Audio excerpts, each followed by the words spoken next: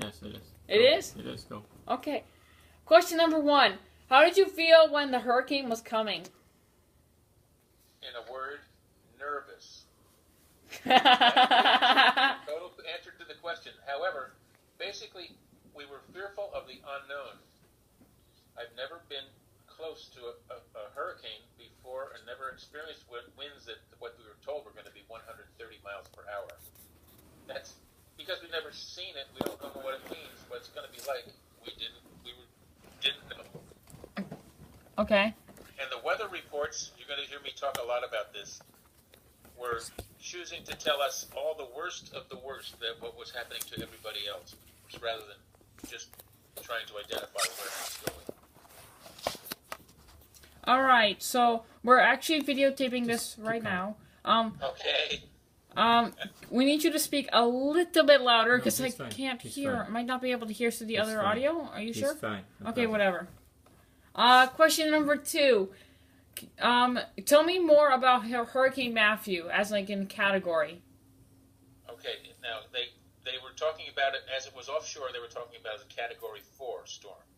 That's 150 miles per hour, big time. Terrible things happen at those winds. What happens at 150 miles per hour? Roofs get completely torn off of buildings. Ooh. Completely torn off. Not just shingles, roofs. Whole roofs come off. Whole roofs go. That And would be houses bad. that aren't strong get blown over. So when we heard Category 3, which is more like 90 miles an hour typically, we were just thrilled. A little less nervous. And we were a whole lot less nervous. But you were asking about what was Hurricane Matthew like? Horizontal rain. Ooh, I've never The seen that howling before. Wind throwing brush branches against the boarded up windows. And we were just astounded at the sound and the rain going sideways. So how did you guys prepare? Pop did all that. I 3 days, suspected. we could see that 3 or 4 days before things started getting serious here, because they can map out in the ocean when it was out over the ocean. They could see that it was headed in our direction, and we could see that it was. People were starting to board up windows, and boarding up windows is a very important function to make sure that the glass doesn't break due to the high wind and all the branches that they're throwing towards the windows. So we spent went around the clock, boarding up the windows in this house so that it got dark inside. It was no light coming in from outside. We also repaired and tested a generator that had not been run in 10 years. That's an electric generator to keep power going when it stopped. And we strapped down the RV. I had purchased some special wide cloth-like strapping that the Air Force uses to hold aircraft down, and we used that to anchor and make sure that the RV wouldn't start to turn over or flip on its side. We moved cars out from under trees, so that when the trees fell, they wouldn't fall on the cars Or the RV. or the RV. There you go. What standed out? What made you feel afraid? In other words, what made you feel afraid, but also made you feel like that it was the number one thing to make you feel afraid? The number one thing that made us feel afraid was the media, the news on television telling us. So it wasn't you even better a hurricane? evacuate. The world is going to come to an end if you don't prepare for this. Get out of Florida. Get out of Florida. That's what they were telling us. And what we were trying to do is make sense of what preparations we should do. And I spoke to a neighbor who is a sea captain from a boat, a sea boating captain, and we evaluated the water damage that has occurred from past hurricanes. There were 3 each of those hurricanes in 2004 in this area, and the news media were basically predicting the worst, but this sea boat captain said this surge of an 18 feet is not a serious thing because we're 3 miles from the ocean, and we have this great big group of mangrove trees, bushes between us and the ocean. So we're not going to have this monster wave come over, wash over our houses, and blow us away. Not going to happen. So that was a help. But that's what the news media feel like. The news media would have you believe your house is going to be huffed and puffed and blown away. 18-foot waves are going to totally come over your house, and that's the end of your house. But there's a lot of land and a lot of places for water to go between here and the ocean, so we really weren't worried about that. What was it like being there at your house when the storm was there? Well, it was dark inside the house. Why? Because all the windows were covered, right, with wood. Besides that fact. Noisy. Very noisy. Wind.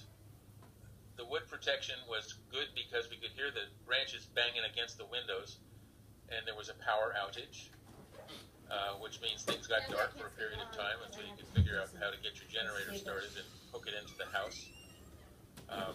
We watched tree limbs bend and nearly break, as we'd never seen before.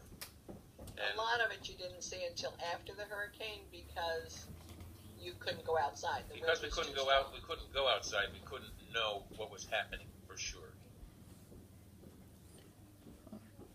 When the storm was over, what was the damage? Okay, the damage pretty much centered around the total amount of junk that fell out of the trees and branches, and Spanish moss. Yay! No more Spanish moss. My favorite enemy. I hate it. There was a 60-foot magnolia tree on the north side of our house that fell across the house and onto the house. Made a thud, but it was so noisy that we basically didn't hear it. So the damage was unknown at that time, and yet what was the biggest damage was probably what was done to remove that tree that fell against our house.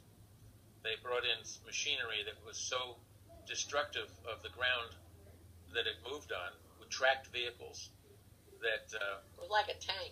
With tracks, move it forward and back. And they tore up the yard thoroughly and damaged the trees, the bushes and everything on the north side of the house. And so I think my dad knows how that is. So that tree had a 3.5 foot diameter at its base. It was a big tree, Josh. You couldn't reach around it. And it didn't crack and break. It literally came up from the roots. It just slowly fell down and onto our house. Onto the house, and the roots just came right up out of the ground. But Which was good. As far as work that we had to do, though, that was picking up what was 6 to 8 inches deep of Spanish moss everywhere. Oh, that would be great. And branches everywhere. It was a lot of physical work picking it up and trying to get it out to the street where we would hope someone would pick it up someday. And branches that were anywhere from 10 inches to 10 feet long. We're not talking about little tiny branches. Big branches, some of them 10 or 12 feet long. And they're all over the place, just everywhere. So you have another question? Shoot. Number 7? Yeah, give me a minute. Stupid thing. Question number 7. How are you going to repair the problem?